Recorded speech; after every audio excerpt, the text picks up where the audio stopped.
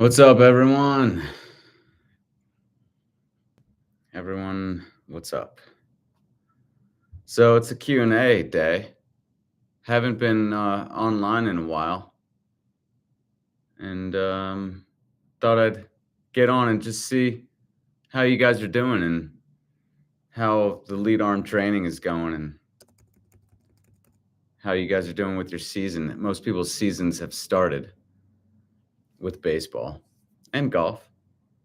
So just looking to get a little bit of chat going about how everyone's doing with their swings. So I don't know. I don't know if it's a really good time to do it on a late Saturday night, but we'll see. We'll see if people come on and have any questions. If not, then no problem. I'll just try another time.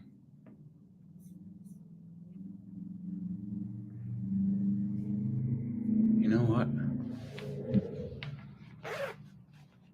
Let me try something.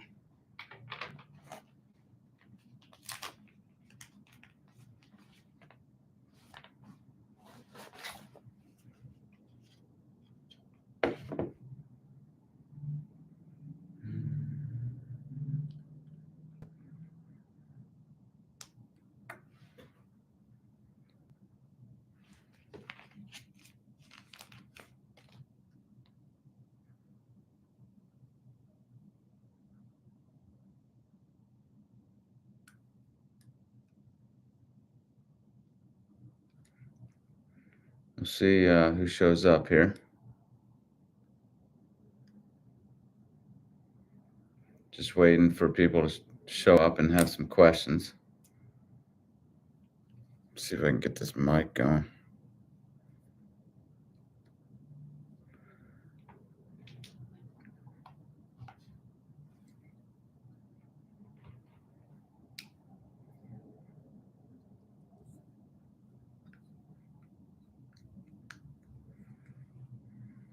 Okay, let's see.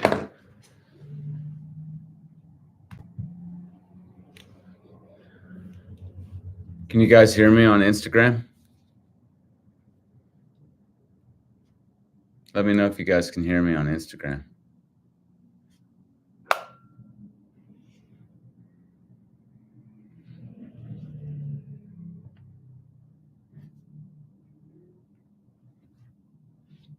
Got this mic hanging off.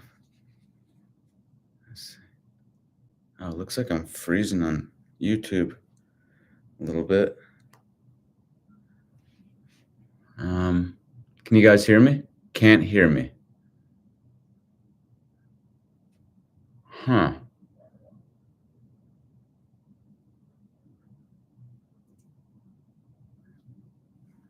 You guys can't hear me on Instagram, huh?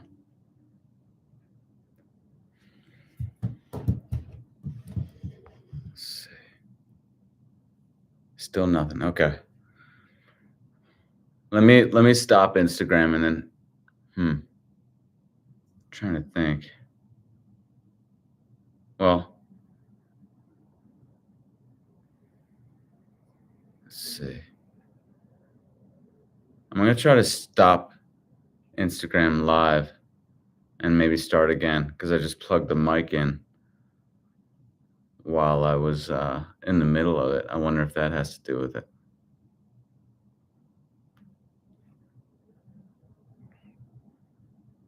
Oh, wait. Oh, maybe you can hear me now?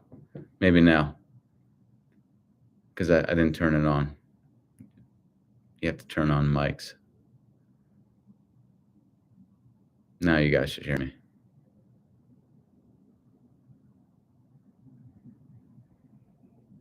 Anything? What is your problem? Seriously, you have to go do that. Yeah, the Friday shows, I'm trying to do them, and I just got real busy. You know how life gets. But I'm going to try to get back into it, doing them on Friday. I can now. Yes. All right.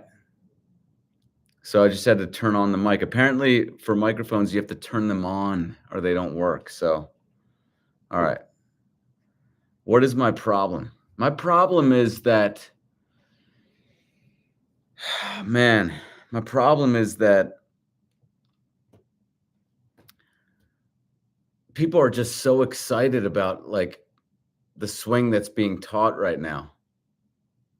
And I think people think that it's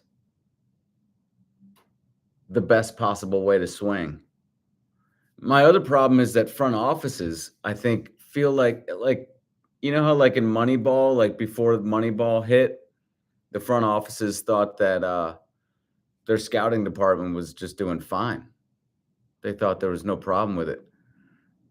And I feel like it's the same thing now. Like if you talk to front offices right now, they would probably be like, "Psh, we got some of the best guys teaching the swing down there on the field. We got guys with high tech stuff, and they are really good. They graduated with masters in kinesiology, um, any other human movement degree you can get, and they're all set." And then you ask them, really? So what exactly are they teaching though? And that's where they would go silent. They haven't really dug into it the same way they didn't dig into exactly how is the scouting working exactly prior to Moneyball. No, they wouldn't know. They'd just be like, we have some of the best scouts in the world. There's no way you could do any better than this. And then here comes Billy Bean and Bill James with a whole new system. And I feel like that's what's going on right now. And I think we're going to hit a revolution in swing instruction. I know it's hard to imagine that. I know for you guys out there on the field, you guys think you're embedded in the system, and it's hard for you to kind of look from a higher point of view and see what I'm talking about. But you see the coaches walking around with their iPads and their high tech stuff, and you're just like, man, these guys are top notch. There's no way they could be doing anything wrong. And it's just the way systems work. I mean, it seems like there's no way they could be doing it wrong because so many people are on the same page. But I think the swing right now is just being taught like terribly, so that's my problem. And how to solve it, I'm not sure. I don't think I'm going to make a big wave. I don't think the revolution is going to happen by me just coming on here and doing live shows. I appreciate you guys. But I think what it's going to take is me working with a major leaguer. And that's what I am starting to make. That's why I haven't really been doing a whole lot of these shows, these live things, because I'm putting my energy more towards getting back to what had me started in the first place, which is working with major leaguers. I have to work with someone who makes a big splash in Major League Baseball. And so many people are they're just followers of these guys in Major League Baseball. Most of them aren't like guys like you guys who like kind of look into it deeper, and you guys are my peeps, but at the same time, I'm looking to kickstart a revolution. When you've been developing your ideas like I have for decades, and you finally hit upon what you believe is the true, it's really, to me, it's the secret to the swing.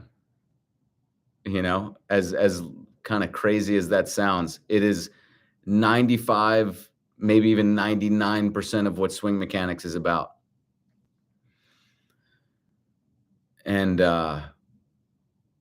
it's a paradigm changing type of thing that I think needs to happen. And that's my mission, is to make it happen. I know a lot of people are like, well, a lot of times people, when they talk about the swing, they want to talk about 10, 20 different things with the swing. To me, it's really mostly about one thing. And actually, if you just focus on that one thing to the exclusion of everything else, then you actually do better than trying to focus on so much. I mean, people think of swing mechanics as like they equate it with thinking of every single body movement and and perfecting each and every movement. Like if you had a building and there were 100 rooms in the building, let's say, and you were trying to get heat to all the 100 rooms, like they think about it as like you have to go to each room and fix each room, but I say just turn on the main heat and then you can heat all the rooms. That's a kind of a crappy analogy, but that's kind of the way I look at the swing. Like everyone's looking at it like, oh, swing mechanics. That means you think about your ankle, you think about your hips, you think about every body part and you perfect each body part. But from my journey to understand the swing, that's not what I've found. I've found that it's about one main thing and then just align your body to achieve that one main thing, which is more lead side pull. Lead side pull is what a great swing is about, and less back arm push. And you guys want to make it more complicated. I understand, because you're so used to swing mechanics being so complicated. You guys just, when you hear something that simple, you're like, come on, where's the complication? Come on, let's talk about the hips. What do the hips have to be doing? Come on, how much weight has to be shifted? Let's talk about how much head movement. Like, come on, we got to talk about. No, I don't think you need to talk about all those things. I think all those things are just distractions.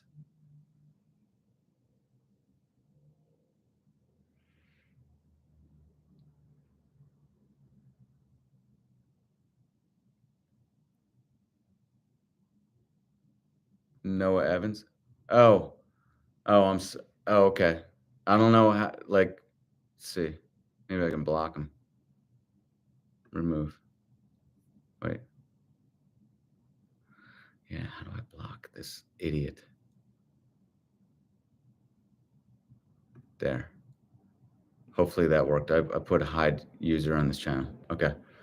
Thank you for that, Joseph. Appreciate that. Man, there's some real courageous people out there when they know they can't be touched, you know? So, anyways, do you guys have any questions for me? I mean, most of you guys have started your seasons. So I'd like to see how it's going for people.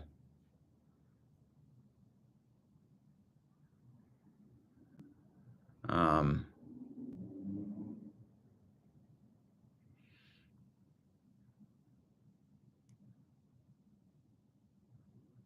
what is my take on contact points and hitting the ball to those fields?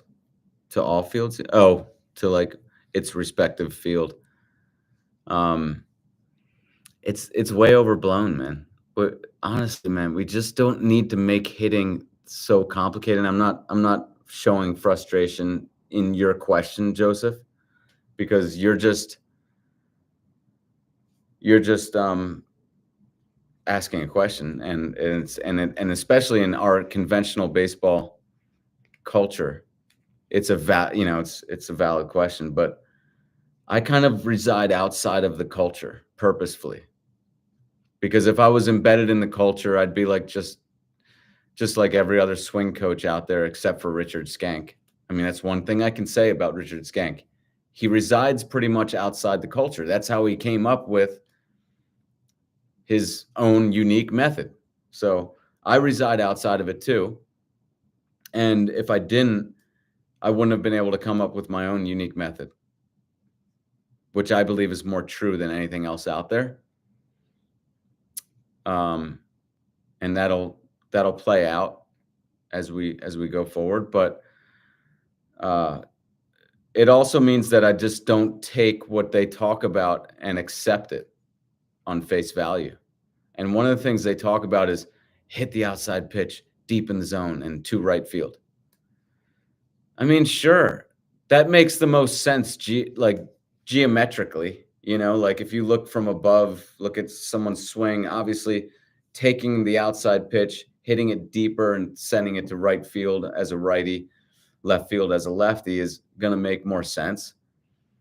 But hitting is messy, you know? And I think just simplify it. You can make it so overcomplicated. And then you go up to the plate and you're really tied up in a pretzel because of it. You have 20 different things you're working on with your swing. You're trying to think about get a good ball to hit. You're trying to think about take the outside pitch to right field, take the inside pitch to left field. You're trying to think about keep my head still, ensure contact because my coach is getting on me about swinging too hard and he just wants me to make contact. You'd be amazed, guys. The best hitters really kept it more simple than I think you even realize. And there's a reason for that. Hitting is messy. And I think you need to distill it down to things that are really important. And I think utilizing more lead side pull is extremely important. That's an important thing. That's something you should really focus on. If you want to hit off a tee and take the outside pitch deep in the zone and hit it to right field or left field if you're a lefty, if you want to work on that, I think that's fine. I think that's a great thing to work on for sure. But you should also work on the outside pitch out in front of the plate and work on pulling it. Work on hitting the ball hard in all locations to all different fields, whatever field needs to be hit to. The thing is just hit the ball hard. Another thing is this launch angle craze where they're trying to say that home runs are about launching the ball between 20 and 35 degrees or whatever the hell they said. That's insane. Like, you're really going to be up at the plate trying to hit the ball between 20 and 34 degrees, or like just hit the ball hard. And the best way to do that is to utilize more lead side pull. That's just, to me, that's most of what it's all about in terms of swing mechanics, at least. Then you have the mental approach. Then you have hand-eye coordination. Then you have pitch recognition, and you have strength. Those are the other skills, as I see it, to hitting. You guys may see more, and that's fine. But I see those 5 skills. You want to master swing mechanics, lead side pull. Boom, done. Then you can put to bed swing mechanics for the most part, and you can start working on pitch recognition. Most of you guys are extremely deficient in pitch recognition. You could spend the next 2 years focusing hard on it, and you'd move way past your peers, but you'd still have a lot of room for improvement. I mean, most people are way deficient in pitch recognition skills. Once you say most of you guys, how many from the amount of pitches you guys see, what percentage is from underhand or machine pitch? How many of you guys are really getting like 200 live pitches trying to get you out per weekend? Or, I don't know, even a week, like 200. If I was playing again, I'd be going crazy on pitch recognition. I'd have swing mechanics down by now because I would just be swinging with just my lead arm ad nauseum, and that's what you guys should be doing for swing mechanics. But then beyond that, I would just be trying to get live pitches at me. Like, I would be recruiting guys from my local neighborhood, former MLBers, former college, former high school, whoever, to throw to me just so I can view the releases, all the different releases. As your mind picks up more and more releases. And by the way, now's a great time because everyone else is jumping on whatever conventional bandwagons are going on. They're seeing pitching machines and hundreds of pitching machine pitches and thinking that that's really something that's good for them. So it's a great time to move way past your peers. What are your thoughts on loading and getting into your legs, as they say? I don't hear you talk much about it. Thanks. More lead side. More lead side.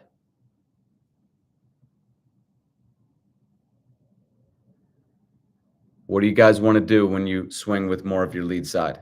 By the way, all this stuff that people say, keep your front shoulder closed more, get into your legs more, utilize your legs more. All that stuff happens naturally when you utilize more lead side. What are ways you would say to train or work on pitch recognition? Any drills, thoughts, etc.? Um, so I have some baseballs on my website. I don't know if they're the best ones. But somebody told me about them and they looked pretty good. Let me see if I can just look at them now because I want to say it's like Vex. So under endorsed products, affiliated products on my website, if you scroll down, I have juggling balls for your hand-eye coordination. That's hand-eye coordination. I could change my mind on this, but I think that that's the one with the least opportunity to really move past everyone else. Like I don't think your hitting is going to improve all that much if you just learn how to juggle 5 balls or something like that. You know what I mean? But I think what I like about juggling is it's something where you can work on your hand-eye coordination and kind of get away from baseball. You can take a few balls out with you to the park, it's a non-baseball activity, which then gives you that little break that many of you guys need because you're all baseball all the time. So that it's kind of like a mental break thing as well as working on hand-eye coordination. Anyways, the Vex balls are on my website. If you scroll down under affiliated products, and they have a big protruding seam. They're made of like a light material. They're expensive. I used to have some on here that weren't this expensive, but they stopped selling them on Amazon. But if you guys, I'd be interested to hear your feedback, but this looks like a good ball. I would order a lot of these balls, maybe 2 dozen, and I would carry them in my car.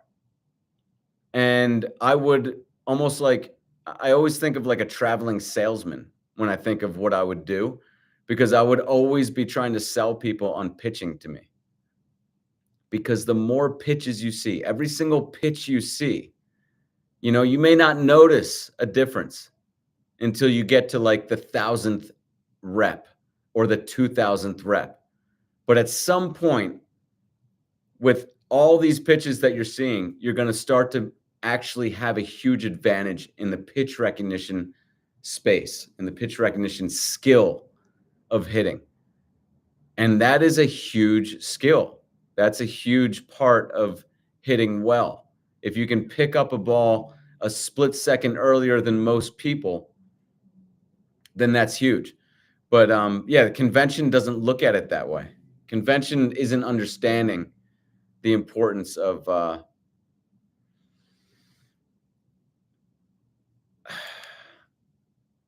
if you notice, everything I advocate is pretty crude.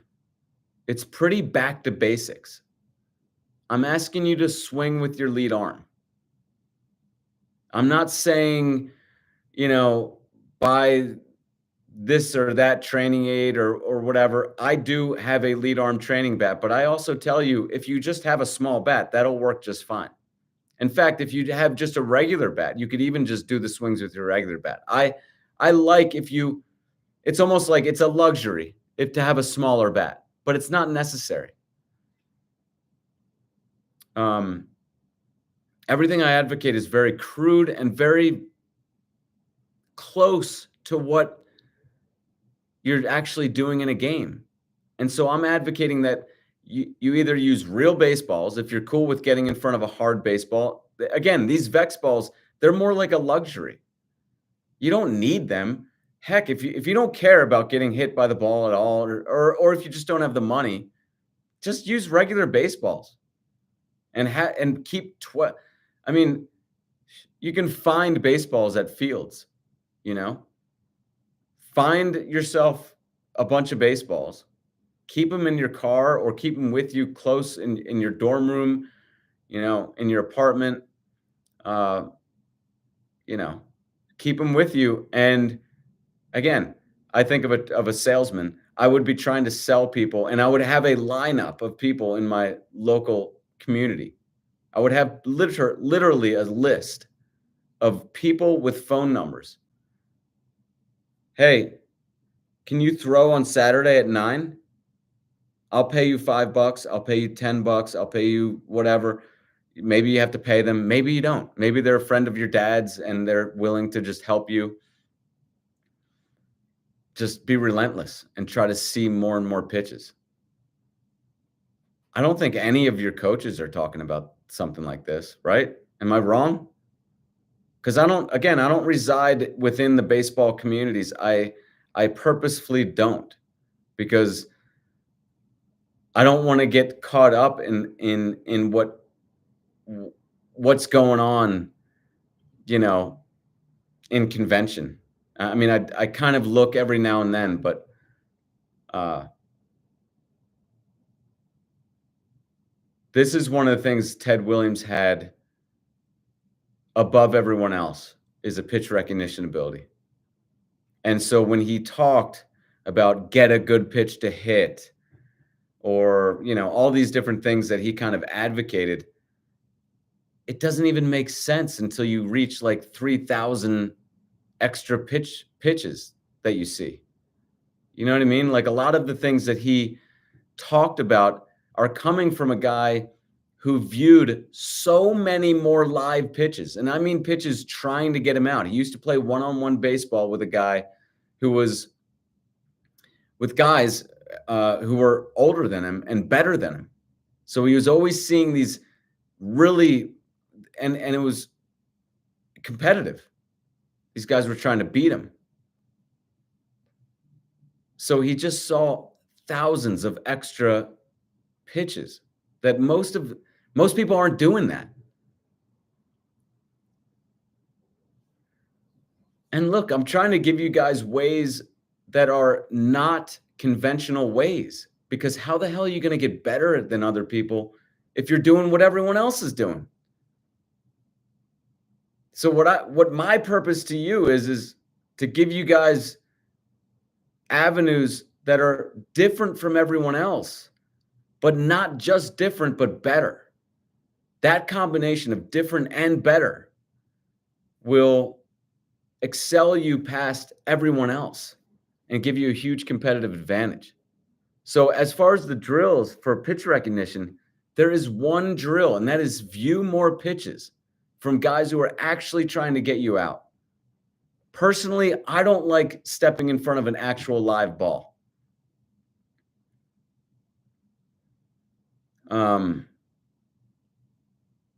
I would rather it be soft. I'm just a little bit more flinchy, but you don't need that. So I would get these Vex balls. I mean, I would invest and get 24 or so of these Vex balls. You can go to my website, look under affiliated products if you want to get those. But again, it's not necessary. It's just because I'm flinchy. I don't like to get hit. I led my team in college in getting hit by pitch, but I was so afraid of the pitches that I actually purposefully trained myself to stay in there and get hit. But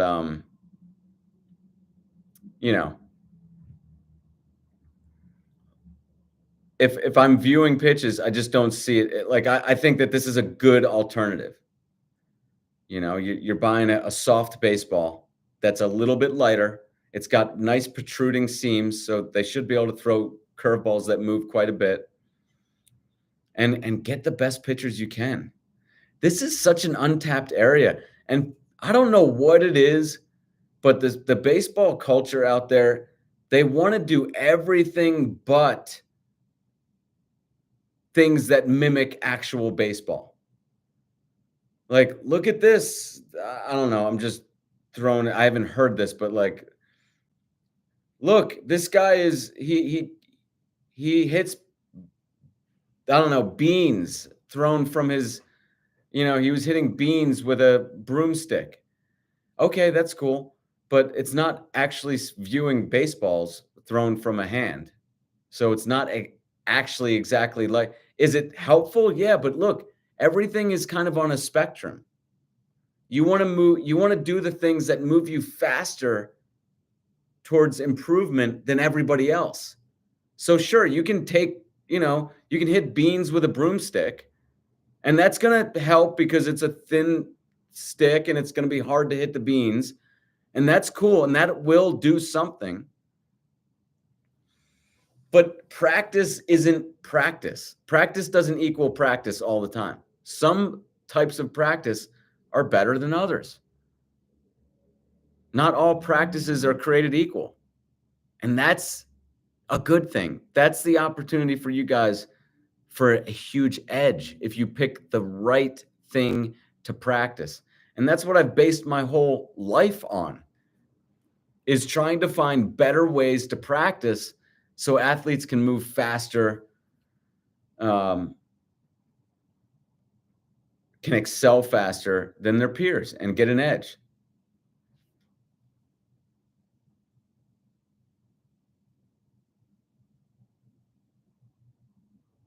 How do you get more pitch recognition skills without going to a training or going to machine? I don't know, but I don't understand that question, but just see more pitches, man. See more pitches.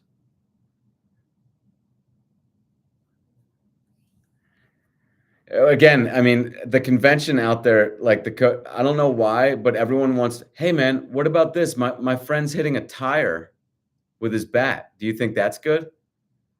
Well, is baseball hitting a tire? No. So it's a different thing. Um, what's wrong with just hitting a baseball? Because that's what you're going to be doing. That's a much better thing to do in terms of bang for your buck, because you're going to actually be viewing the release of the pitch. So you're going to get pitch recognition. You're going to actually be working on your game mentality. That's another skill. So you're working on all these different skills. I would do three things if I was you guys. I would invest heavily in these three activities. Swing with your lead arm. See where that takes you. See where that takes you. 5 very important words right there. See where it takes you. Let it move your swing. Swing with just your lead arm. Let it move your swing. Figure out how it wants you to swing. I hope you guys know what I mean by that. Let it change your swing. That's called being more lead side dominant. That's going to help tremendously. That's the first thing I would do. Swing with just my lead arm. I'd do lots of that from both sides. And then we can get into the switch hitting thing. I think that it's asinine that guys are not being taught to switch hit from a health perspective and from a performance perspective. But that's a different story. The second thing I would do is work on my secondary cushion. Off a tee, self-toss if you want, but honestly, off a tee is just fine. And you can do secondary cushion work with just your lead arm. That's the second thing. Work the secondary cushion, because the one thing the pitcher's trying to get you to do is swing early or late. Okay, but swinging early is the thing that's going to be the biggest, hardest problem to solve for you guys, is to not swing early. If you swing too late, that's your fault. You should have just timed his fastball better. That's not going to happen quite as often, because it just doesn't happen as often as swinging early. They're going to try to get you to swing early. And that's the thing where hitters fall into traps more often. So work on the secondary cushion. It's going to be a huge weapon to counteract his ability to make you swing early.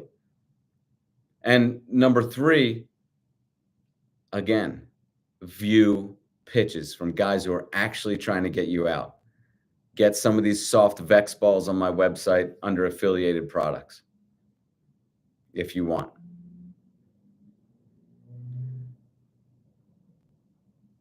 Those are the 3 things. You know? Let me see if I haven't been checking the comments. Those are the 3 things. And I think maybe there's a 4th, and that would be switch hitting.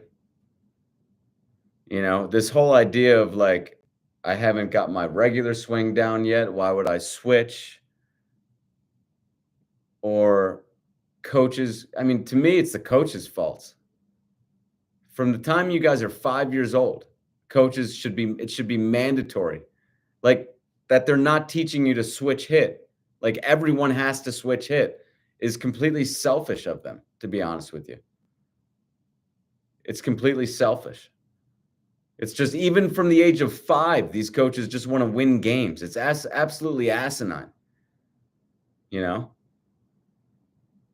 It should be about experiment. It should be about when you're trying to win games all the time, there's no experimentation. That's where the Sandlot guys had such an advantage over you guys. Because there were no adults watching. You know? There wasn't any need to actually perform. So these guys experimented more. I'm not saying that more of them tried switch hitting, but they could have. You know? They had more crude equipment too. A lot of you guys are like, you know, the first bat you have is $400. That's not what you want. You want the heavy wood. Go to the thrift store and get the worst bat you can, man. Get your grandfather's bat from the 1970s. That's what you want. You want stuff.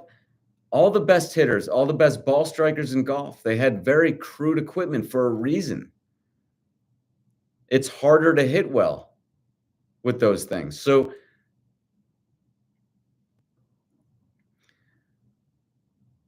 it requires your body to be more exact, your movements to be more exact.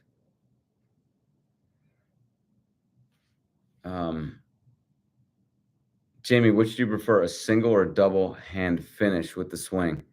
I feel that when I finish with 2 hands, I'm more back arm dominant. Yeah, conventional swing instruction seems to favor a 2-hand swing. Guys, you know, for the longest time, I kind of didn't care about this, or I leaned towards 2 hands.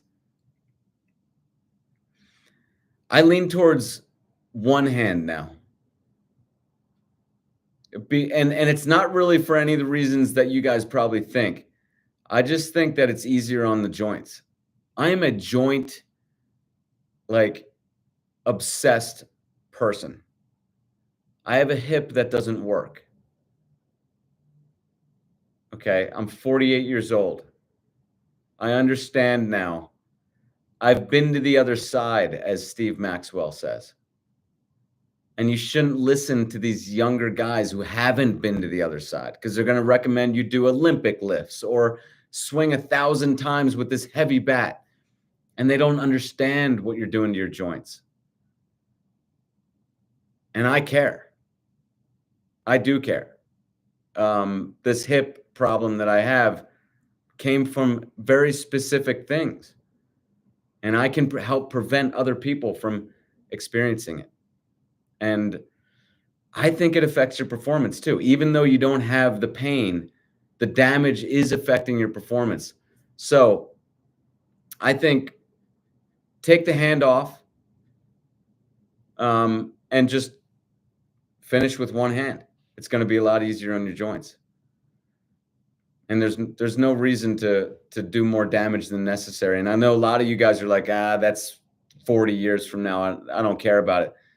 But again, I think it affects your performance.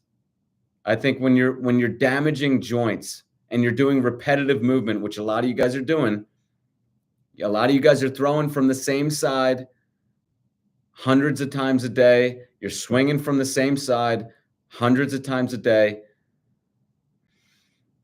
So you're doing that repetitive movement. And I really think that you guys, you're going to chuckle when I say this, but I think a lot of you guys should be involved in yoga, to counteract all that repetitive movement.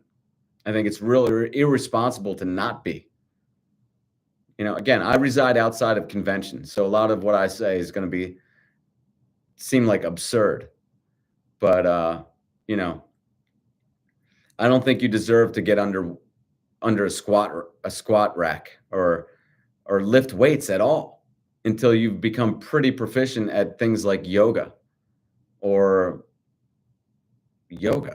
mean, rings, gymnastics rings, yoga, I see these people just jumping into weight rooms and just throwing weights around. And it's just like, man, you have not earned that. So anyways, one hand finish, I'm more in favor of. And look, you're going to have a really wide follow through when you're more lead side. It's going to be hard to hold on. It's going to be pretty taxing on the body to hold on with the back arm when you're that wide. So one hand finish. Is a Richard Schenck just teaching a modern version of wrist rolling? But his way, you start it immediately in the progression. I'm not sure what you mean by progression, but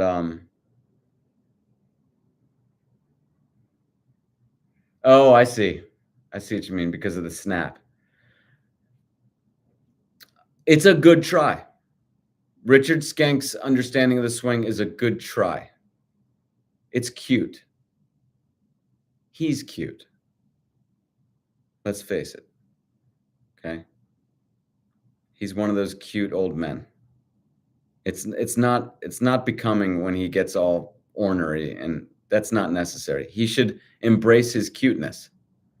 He's a cute little old man with a nice round belly. Like, he should just kind of play that. Like Earl Weaver was like a cute old man, but it's a good try, but it is too wristy. It is obviously not right. Obviously not right. I mean, it should be obvious, but because the masses are just so easily, swayed by professionals. And I felt this when I first worked with professionals. I mean, people didn't really care too much about what I was saying about the swing. They just accepted it. They didn't really, because I was working with pros. And I didn't like that feeling so much because I didn't feel like I was where I wanted to be. But Richard Schenck, I guess, is sold 100% that he's got it. I think someday he'll have his time where he feels like, oh, maybe I didn't have it. But look, he's working with the greatest right-handed hitter of all time. Caveat, he's also 283 pounds. Small caveat there. But, I think what's going to finally take down his reign as the number one swing coach in the world, and I get people saying he's not and all that. Look, when I look out there in swing instruction land, everyone's doing this swing. All you major league hitting coaches, you followers, you double-crossing followers who don't have anything unique to say yourself. And now you're copying Richard Schenck and you can't even mention the fact that you're copying him. Look, I give kudos to the guys who are copying his stuff and at least give him credit. But I know all these major league guys, they're trying to act like they're not copying him. They're doing his swing. So Richard Schenck has the number one method out there. But the only thing that's going to take that down is when a swing coach works with somebody who's not 250, 260, 270, 280 pounds, but more like 180, 170, 190, and becomes a legit home run hitter working on a particular method. And I believe that's going to be more lead side. More lead side is going to take over and be number one. That's the vision I see. I'm usually pretty right with what I see. I told you guys years ago that a lot of these hitting coaches are going to start jumping on the more lead side bandwagon. And I do believe that's happening. A lot of you guys have sent me links and all that to these swing coaches starting to change their tune and talk more about the importance of utilizing more of your lead side. These guys are, man, the whole swing instruction community is literally not being run by anybody.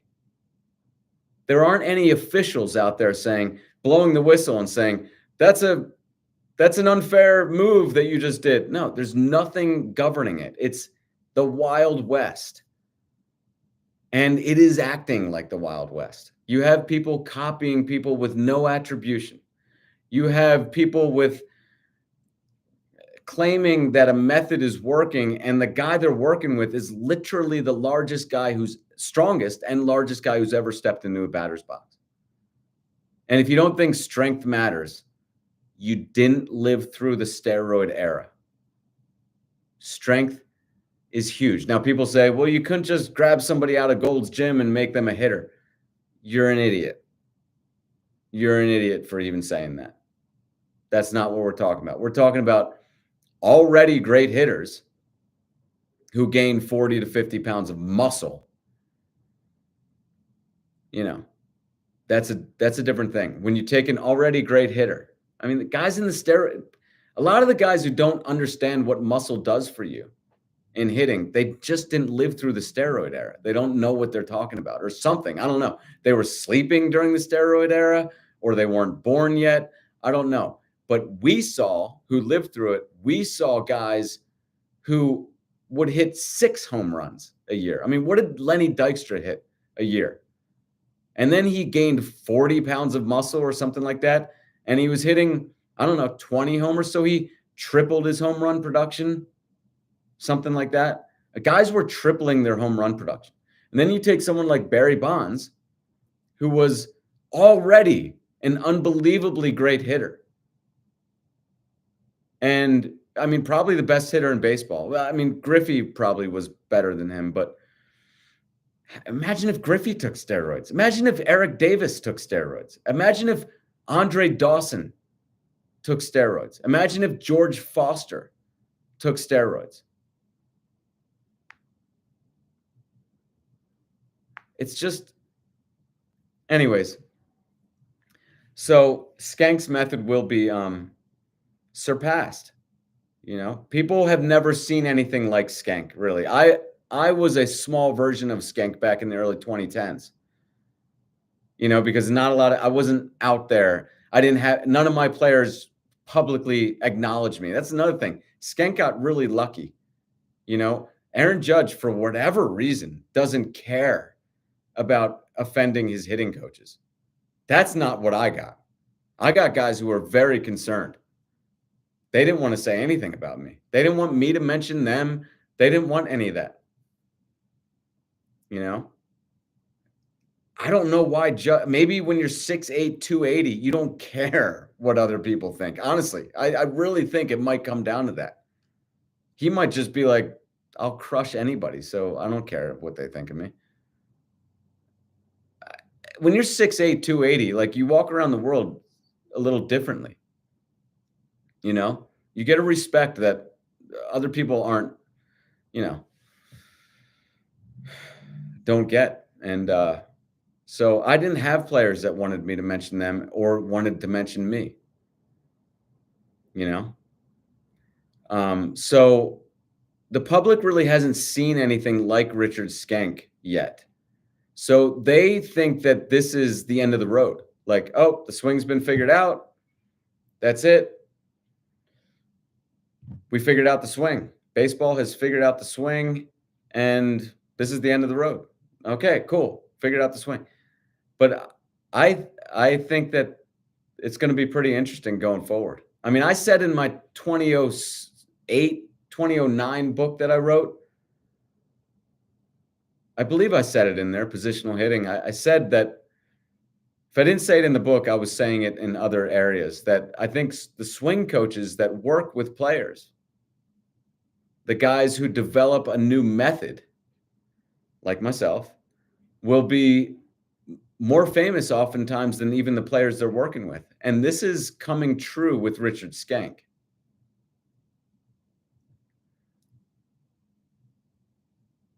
And I think it's just the beginning.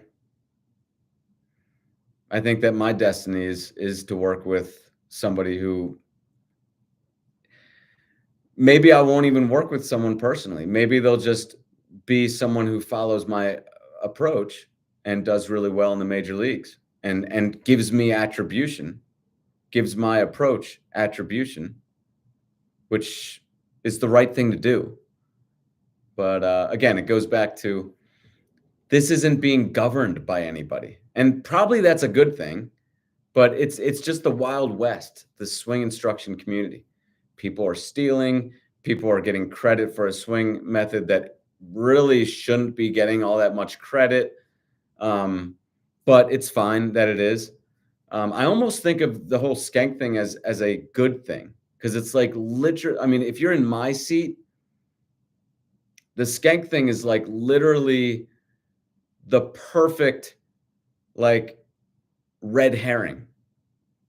Like you couldn't even if you were going to write a movie about like the perfect, anti Jamie Savalas approach, like the evil person in the Jamie Savalas story, it would be exactly the Richard Skank. Here's a swing coach taking credit for a swing that is kind of silly. I mean, if you look at it on the face of it, it's pretty silly. Everyone's jumping on board. And the one player, actually back up, the player he backed or he developed this swing approach on is the biggest steroid user the game's ever seen, Barry Bonds. And then the player he worked with is the strongest, biggest player that has ever stepped into a batter's box. It's like, you got to be kidding me. Like he couldn't work with the 10th biggest player that ever stepped into a batter's box. Like literally is working with the biggest, and that's the guy he's using as his example that his swing approach works. It's the perfect, like, I don't even know what you'd call it, but it's like a environment, the perfect environment for a flourishing revolution in swing instruction, because everyone is just kind of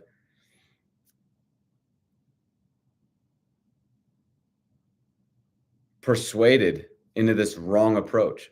But the skeleton is there.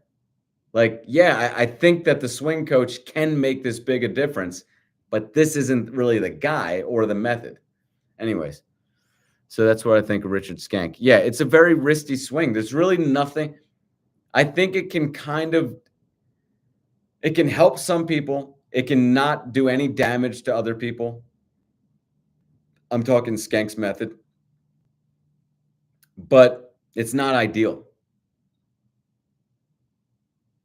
There's still something he's missing. The idea that you would start the swing in your wrists should be you guys should see on the face of it that's just a fault. That's just a wrong way to approach the swing on the face of it, because we know that energy has to move from the ground up. And what's actually flattening the barrel at that point is actually that there's no energy moving through those particular muscles at that time. And so the barrel is being caught by gravity, because if you're not exerting any force in a certain muscle, then if it's able to be affected by gravity, it should be. So that is actually a sign that the wave of energy, the flattening of the barrel I'm talking about, is a sign that the wave of energy is moving in a different spot at that moment. And that's important. It's important that you do it that way. not force a flattening barrel, but allow it to flatten because of gravity at that moment. Judson Calendar, thank you for being a member of my channel. Will you ever do a review of Rafael Palmeiro? Huh, interesting why you'd want to see that. Yeah, I know. Was he, did he throw with his right arm? I forget. I want to say he probably did. But anyways, from what I remember, his swing is pretty lead arm dominant. It's I want to say it's kind of Will Clark-ish, like it's very lead arm dominant, but there are elements of pushing with the back arm. That's another steroid guy. But I'd be interested to see why you'd want to see him. But I can definitely take a look at his swing. Let me see here. Let me see if I have any of his swings.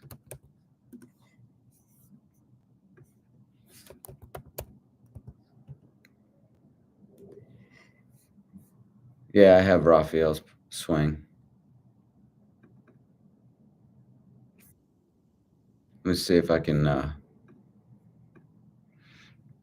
a couple of them actually. Let's see.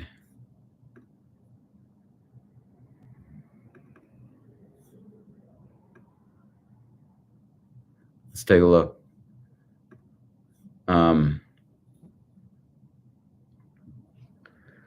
Let's see here.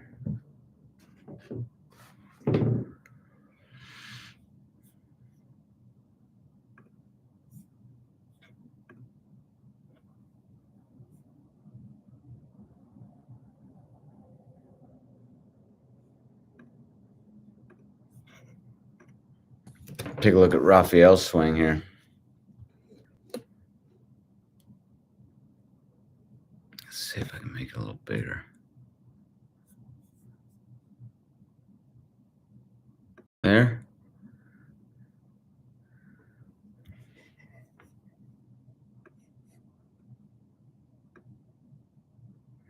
Biggest thing I'm looking for at this point, I really do, guys. I like to see the barrel flattening and the lead arm compressing up against the body. That's kind of the checkpoint here. When you get more lead arm compression up against the body, you're going to get more also hand depth. What am I not liking so much about this position? Well, the barrel's still pretty steep, you know. I like to see it flatten. Again, that tells me that gravity is taking it. If it's not flattening so much, that tells me that there's still some tension there. But this is pretty good. I mean, that is a pretty good position right there. So he's quickly recovered, and you're seeing quite a bit of barrel flattening right there. Right? Look at that. A lot of bat lag too. Bat lag can get you a lot of power, and there's a lot of front humerus compression at this point. It's just a little late to me. Like I'd like to see it a little bit early, like here. Like I'd like to see the bat flattening a little bit more here. I like how he's kind of standing straight up more into the hit. Like a lot of guys today are like leaning back a lot. I don't like that, man. They're leaning back a lot and they're very tense.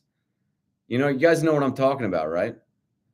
Like at least I like his back arm is pretty loose and relaxed. Doesn't look like it's pressing real hard. There's a sign to me of a little flip, just that it's not completely in line with his back arm at this point, but it's still very lead arm, lead side dominant. You know, again, I would just like to see the bat flatten out a little bit faster, but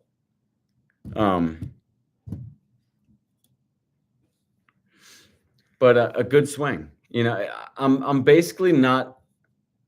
The only reason why I'm looking at positions is I'm looking to see how much is the lead side dominating the move. You know, how much different would his swing look if he was swinging with just his lead arm?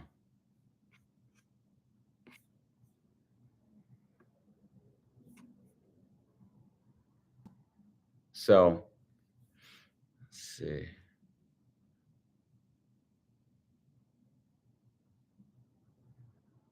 Okay, you're a fan of Rafael. That's cool. Um, I'm a big fan of this guy. It's about the only guy I'm really a fan of. When I was younger, I was a big fan of Don Mattingly, like nuts about Don Mattingly. Um, and a lot of guys were. I mean, he was just like a lot of guys really thought he was awesome. Just the way he played, he just looked so cool when he played. I just wanted to be just like him. Hey, Simeon.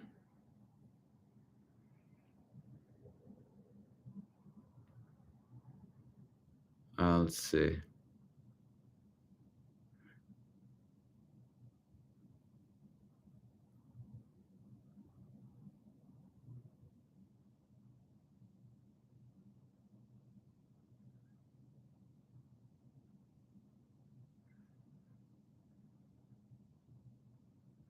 I'm just looking at the banter back and forth here. So let me just check Instagram.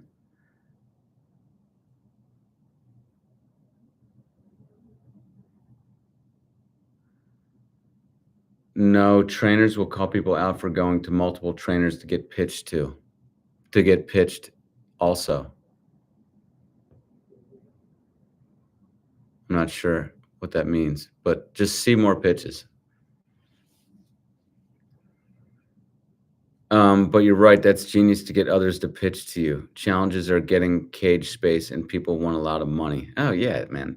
Guys, you have to do something different. If you're doing what everyone else is doing, then at least in the realm of practice, you're not moving ahead. You're staying in the same spot. The whole game is to do something. It's not enough just to be different, you know? If stand out in the middle of the street with no clothes on and hit off a tee, that's different, but that's not better. You can't just be different. You have to be different and better in what you choose to practice.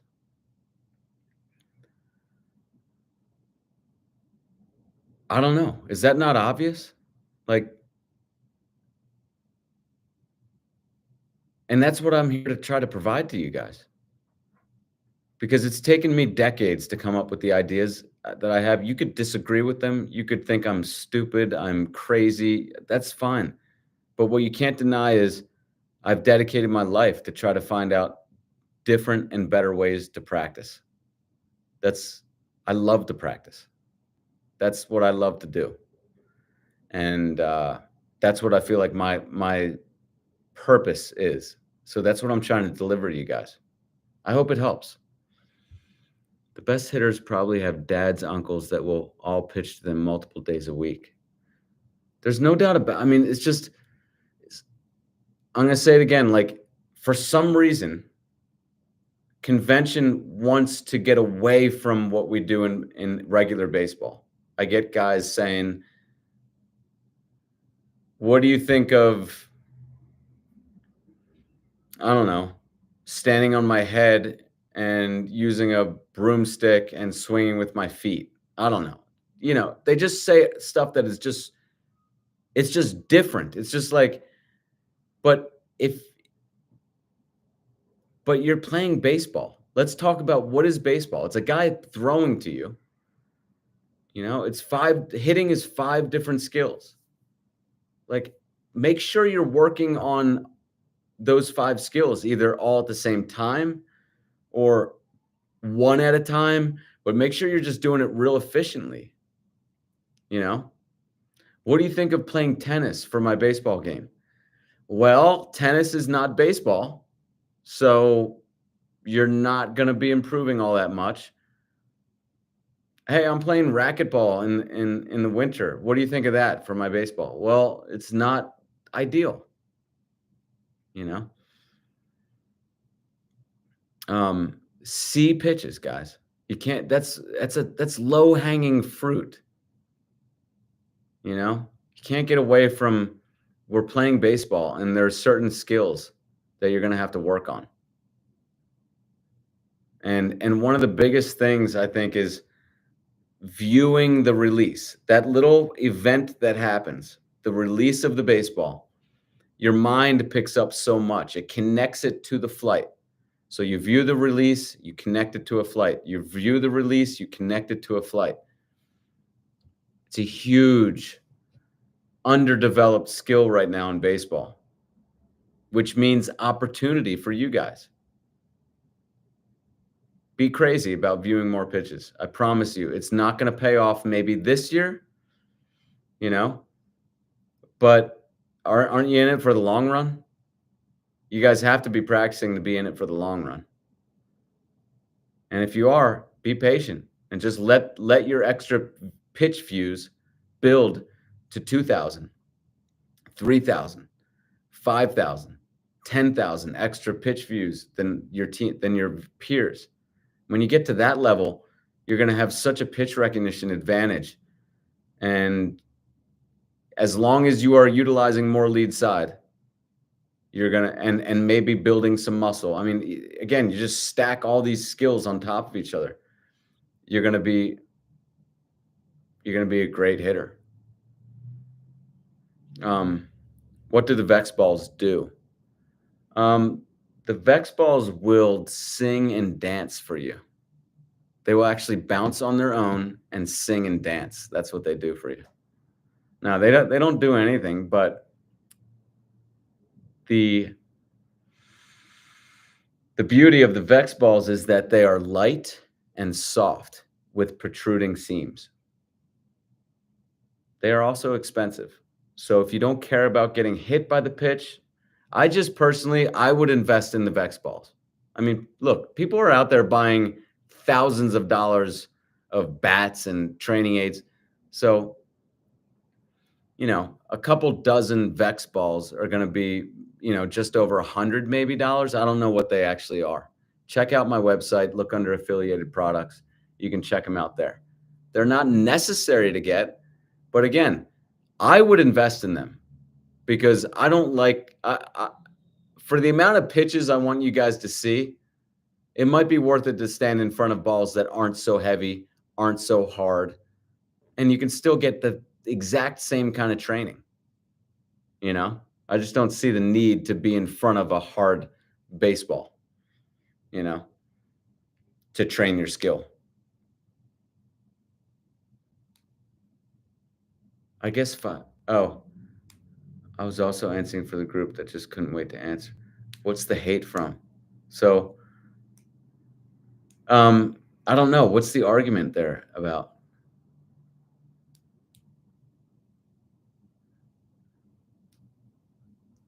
Oh, I don't know. Yeah, don't worry about it. I mean, I think it's the Rafael Palmeiro thing. It's okay. He just wanted to check out what I thought of it. That's totally normal. Mickey Mantle said his dad and grandfather would both take turns trying to strike him out. I didn't even know that. I knew his dad threw to him, but I'd never heard that. I'm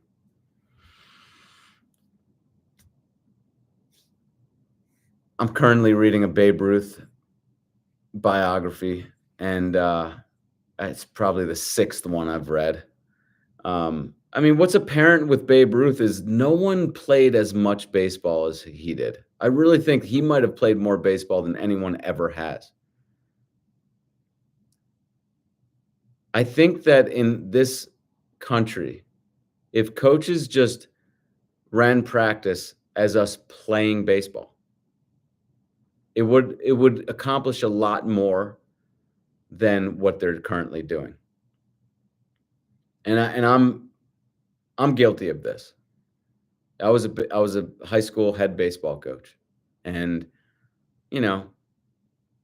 I wouldn't run it the way I did. I was doing it the conventional way, drills and this and now I would just play baseball. I know that again, a lot of the stuff I say must seem asinine out there. Tell me, right? Would that not seem asinine? Every single practice, you're just playing scrimmages. But look, I think that then only then will you get into a game and be completely comfortable. It's like this is what I do every day. But what happens is it takes half the season for these guys to get comfortable because they're not viewing live pitches, one, and they're not playing games. If I was a coach, I would get former MLB players, former college pitchers, and I'd have them throwing to my team in games. And that would be our practice. And by the way, in these practices, which are actually scrimmages, you can experiment. You've been working on your lefty swing? Try it. You've been working on your righty swing and your lefty? Try it. This is the time to experiment and have fun. And by the way, it'd be way less work for the coach. I mean, I used to just walk around making sure that this net is not falling down. This guy's doing the right thing. This guy's staying busy. It's just trying to run a baseball practice. I remember I used to just stress so much about it. Like, how do I keep everyone busy? How do I keep everyone safe? There's baseballs flying around everywhere. Just play a game. Just play. And then the coach can sit back and watch. And he can stop the game. And if there's a bad cutoff play or something like that, have him run through it 3 times in front of everyone. Boom, done. Okay, we worked on that a little bit. We'll work on it again a little bit after the scrimmage. I want to see you 4 guys after the scrimmage. We'll work on it some more. That's the way I'd run a practice because these guys, and the reason why I brought that up is because Babe Ruth what's apparent is he was obsessed with just playing baseball. He loved it. He didn't want to stop even when he never got sick of it. The only time he was such a recalcitrant, so against authority, they actually thought he was retarded, a lot of guys, because he was so unable to behave with authority.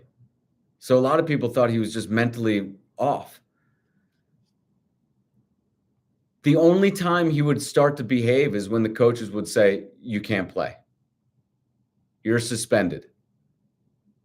That's when he would turn into a little crybaby, a little, "I'm sorry. I'm so sorry for what I did." The guy just couldn't get enough playing. And he played he should have been burnt out after St. Mary's. He probably played 15,000 hours of baseball at St. Mary's. They used to call it a baseball camp, the orphanage that he went to. They played so much baseball.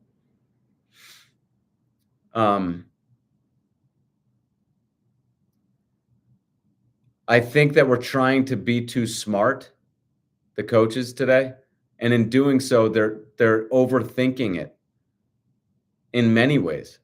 With the swing, they are, but in just a general way too, like drills and sometimes you go to a baseball practice and the coach is everyone's sitting around the coach for like 20, 30 minutes. Like, dude, while you're sitting there talking to your team, you're not playing baseball. Like, these guys aren't getting any better sitting on their butts, listening to you talk. Let's go, man. Like, there's just not enough baseball played. And frankly, I just don't think that people enjoy it, or else they'd be playing more. I think that the phones and the screens are just too addictive. Back in Babe Ruth's day, they didn't have that stuff. They literally, imagine the only joy you have in the day is a baseball game. That's pretty much the way it was. Mickey Mantle said his dad and oh, I already read that. I'm sorry. I need to. Yeah, I know. So Clutch Zone 2023. Baseball Richard. Oh, No, Richard is teaching the concept of generating early bat speed. Yeah. Yeah, the early bat speed thing, nah, that's just that's again, it's oversimplified, man. It's like it's such a knee jerk, like it's literally it's just oversimplified. Like, oh, we need bat speed, so let's pick it up earlier and then we'll have more later. It doesn't really work that way. I mean, I'm not saying whipping a whip is swinging a baseball bat, but the analogy kind of works here. If you just moved real fast at the start of whipping a whip, that's not going to help. Like you need, it's just, it's a flawed understanding of the swing. And it's the oversimplification of it. Like early bat speed means more bat speed through contact. No, I mean, I can see how you would think that, but if you're thinking that, you are just surface level understanding of what you're talking about. It's a good try, man. It's a good try, Richard Skenk's method. Where are you based?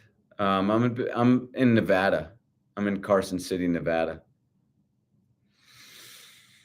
Uh, let's see. Cute old man, Richard Skank. What are your thoughts on 108 performance? I think it's nonsense. But guys, look, I'm a curmudgeon. I'm outside of the baseball. I'm not in 108 performance. They strike me as they are in the baseball system. They're doing baseball system things. Again, my value is to give you guys outside the box ideas. So don't come to me expecting me to agree with these guys who are embedded in the system. I mean, he's just a regular swing coach down the street, honestly, to me. Like, I don't see it, you know, he tries to be real flashy on social media. A lot of these guys, I don't know if you noticed, but a lot of these guys do weird things with their hair. You have Joey Cunha with the lines in his eyebrows. You have the 108 performance guy with the Raleigh Fingers mustache, and even some of his crew has Raleigh Fingers mustaches. Like, and then you have Nate Headley, who has the Conor McGregor haircut. Like,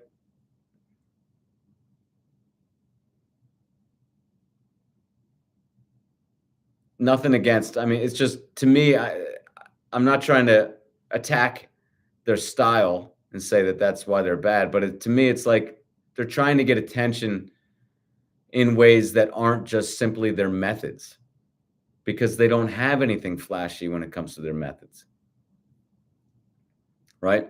So they do their hair in a weird way. So they can have people say, you know, that guy with the Raleigh Fingers mustache, and they feel like they're going to be shared more or something like that. Look, I guess it works, but I don't agree with anybody out there. Is anybody out there saying the stuff I'm saying? I'm saying essentially more lead side is 99% of what swing mechanics is all about.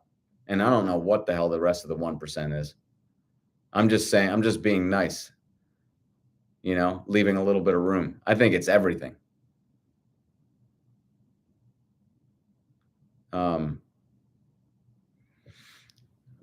Yeah, 108 performance, they're just doing, this, they're the same kind of conventional stuff that you see from anybody out there, what's he saying about the swing that's different, you know?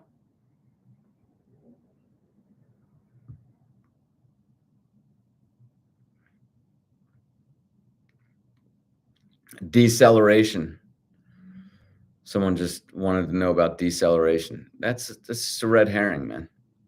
That's not a swing method. I mean, when you take a swing method like deceleration to its fullest extent, look at the swing you end up with. Look at these swings that Joey Cunha and these guys who promote deceleration. Look at what they look like, guys. Use your own ability to detect beauty. Does it look good to you? When guys take deceleration to its extreme, does that swing look good to you? Does that look anything like the swing of the greatest hitters of the past 100 years? To me, it's almost the exact opposite. It's asinine. You know? It's you guys should know this. You know? Right now, the top hitter in mechanics is the shortstop in KC. The only thing he doesn't do is walk. I don't know him. I don't know the shortstop in KC. The only thing Teacher Man is doing is mimicking Gary Sheffield's load. It's really not that deep.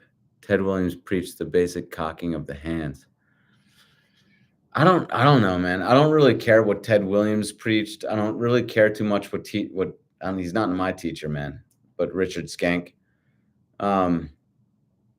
is saying. The only reason why I care about what he's saying is because I want to take his position as the number one method. And I believe I will. I don't really care what they say, you know. I've been on my own journey. It's been a long ass journey, man. A lot of sleeping on couches. I basically need a hip replacement because of how hard I looked into the swing. Like, and what I've found, I believe is the next big thing. So we'll see if it pans out. I don't really worry about what I think the whole Ted Williams, people praising how great of a, insights that he had. I don't think so. I didn't get anything from his book. I never improved from his book. Again, watch what the great hitters did. Study their own swing and see what you picked out. I think what you're going to find is they have more lead side. But look at their swing. Don't listen to what they say. Look at their swing. Don't listen to what they say. And the same goes with golf. Like, everyone wants to say, Ben Hogan's book, 5 Lessons. Oh, it's a masterpiece. It's just knee-jerk reaction. Like, they just equate, he's a great ball striker, he's a great hitter, his book must be just as good. I don't think either of those books are very good. Over-instruction has been ruining the game for kids for a while. It is, man. Guys, the proof is in the pudding. We're no longer the powerhouse in baseball anymore. We're basically equal to other countries. That really shouldn't be, if you think about it. That means that something we're doing is wrong. I think we've become over-obsessed with gadgets.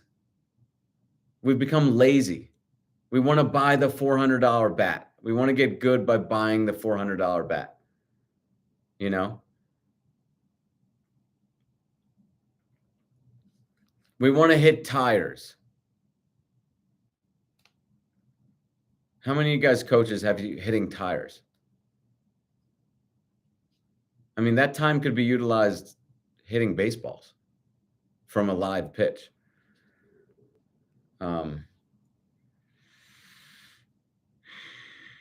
And the worst thing we're doing is we're teaching hands inside the ball. I mean, the swing that we are teaching is absolutely the worst kind of swing that you can teach.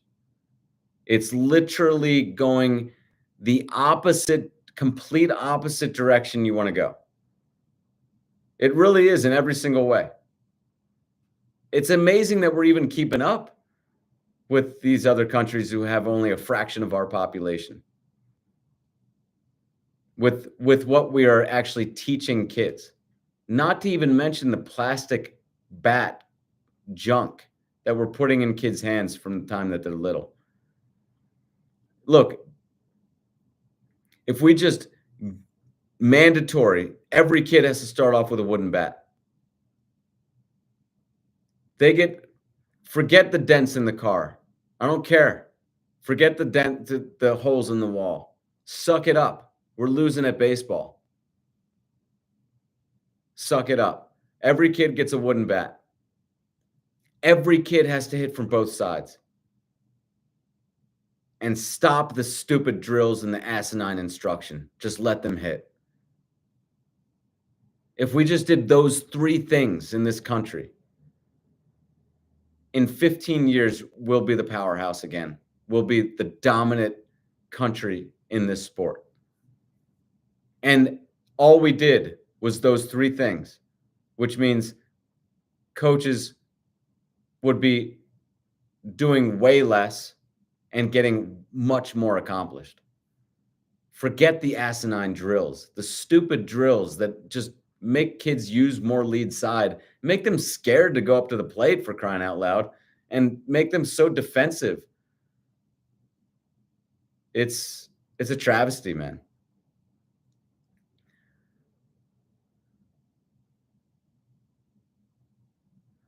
The drills they do are very silly. They are. I think a more valuable review would be of someone in an era where the strike zone is similar to amateur level baseball today. Letters to knees, black to black.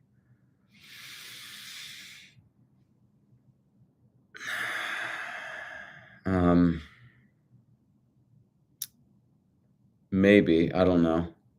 How to show help brainwash coaches about the swing and how to help teammates that are now new to baseball. I don't even, man, just focus on yourself. Don't try to help people. If you're playing right now, the only person you can influence is yourself. When you start improving, people will maybe ask how you're doing it, but probably not, actually. It's crazy. People like,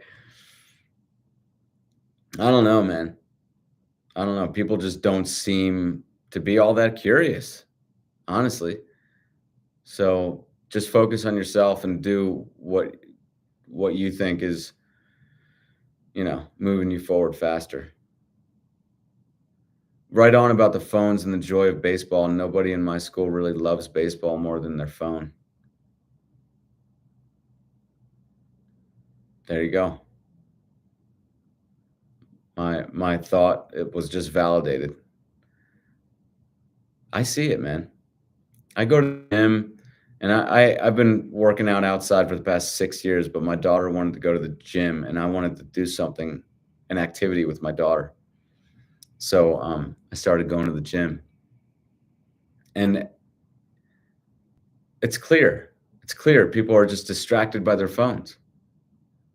If you're focusing on your phone, your attention is not elsewhere. You can't have your attention in 2 places at the same time. So, you're detracting from your focus, man. And look, guys from 60, 70, 80 years ago, they didn't have that burden. So, yeah, try to be the kid. You can look at that as a good thing. I mean, think about it. You're in a world where 95% of people are super distracted by something. Imagine if you had that like you just 70 years ago you told a kid, "Hey, we can make all your competition distracted by something. Do you want it?" They'd be like, "Yeah, that would give me a much better chance." So just don't be distracted by your phone. It's hard. Even I find myself like, "Oh, I need a good song," and then I'm like, Forget the song." I'm like focusing on the song or something. Like I just find the music and the conversations at the gym so distracting that I have to wear headphones now. But I used to just work out outside, and I preferred that. It's just quiet, right? But even then, sometimes I would listen to like a 1980s baseball game, but not all the time. But let's see. If I'm in a connected position at contact, but don't look as perfect as a Griffey or a Hardy, for example, in the backswing, is there a significant amount of power wasted? In what way are you not looking like Griffey or Hardy? Don't get caught up in positions, guys. Evan, don't get caught up in positions.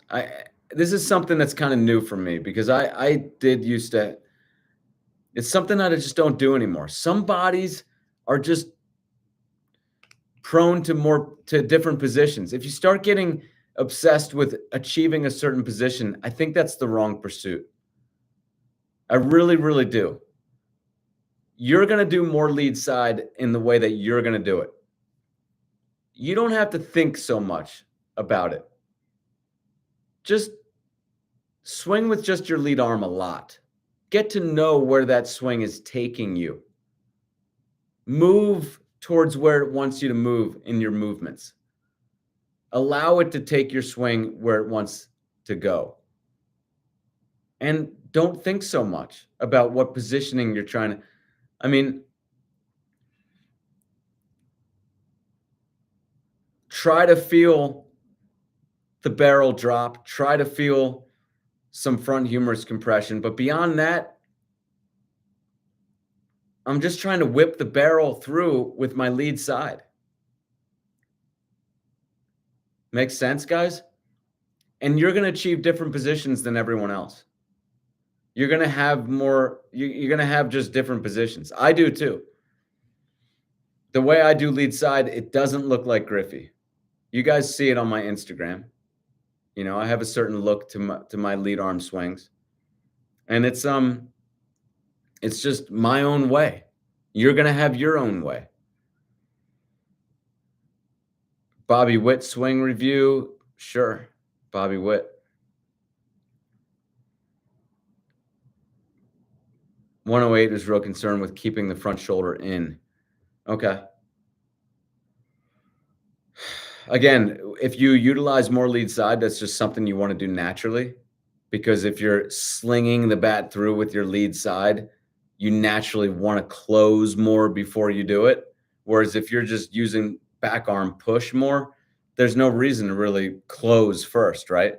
So a lot of these things that these guys advocate, you know, it just always, to me, it always can be solved with just utilize more lead side. It's real simple. And I always wanted something simple. I always thought it would be simple. It should be simple.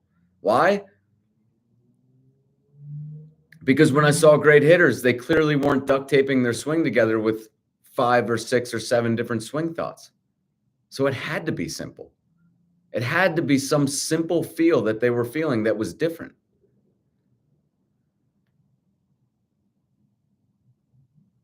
Reyes hit a home run yesterday in spring training. How many will he hit this year? 4 or 5. You just need to go viral, Jamie. One video blows up. Your ideology will become widespread across baseball culture. Thank you. I think maybe that's the case. Maybe that's the case. But I feel like I need to work with somebody who proves it in Major League Baseball, or someone out there just needs to mention someone out there who's exploding and doing really well and gone from a no homer guy, you know, a Luis Reyes. Like if he started hitting a bunch of homers, say 24, 35 homers or something like that, and his average went down 10 points, who cares, right? God forbid your average go down 10 points. I'm not even saying it needs to, but I'll concede 10 points. Well worth an extra 25 home runs. But if something like that, you know, like and he credited me with, you know, oh, I was watching this guy on YouTube and I started doing more lead side, you know, that needs to happen, or I'm actually physically in the presence of working with somebody on it and they improve. That I feel like needs to happen, but you could be right. Maybe just one viral video. Sure. Maybe I'll get working on that. And, um, it's a good idea. Maybe I will get working on that. On the batspeed.com site, Richard's stuff was already being preached. That was 20 years ago on Batspeed.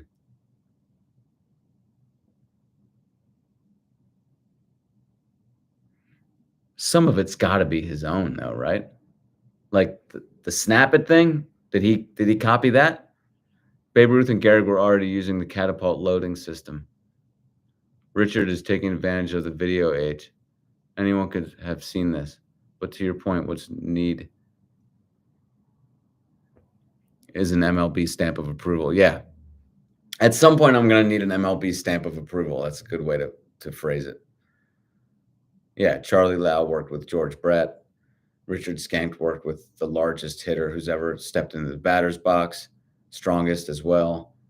You know, you need someone. I worked with, Zobrist and Ibanez but again, they didn't publicly mention me. These guys were too afraid to do that. So, and understandably, I mean, if you're not 6'8", 280, guys might be less intimidated by you, and they might ostracize you from Major League Baseball for saying that you're working with an independent swing coach outside of Major League Baseball, So I think that's about it, guys. Thank you guys for watching. Check out my stuff on my website, will you? You can support the cause. I really appreciate you guys, though. Anything, I mean, even being on here today, I really appreciate you guys. Just any support of any kind, I'm 100% appreciative of. Everyone who's a member of my channel as well. I'm going to start having more stuff for the members. I appreciate you guys. I haven't forgotten about you guys. So thank you guys so much. You guys are a part of this movement. If it does ever get off the ground and be as big as I think it's going to be, you guys are part of it. And it'll be fun for all of us to watch it grow. So thank you guys so much, and have a good rest of your weekend. I'll see you hopefully next Friday. Take care, guys.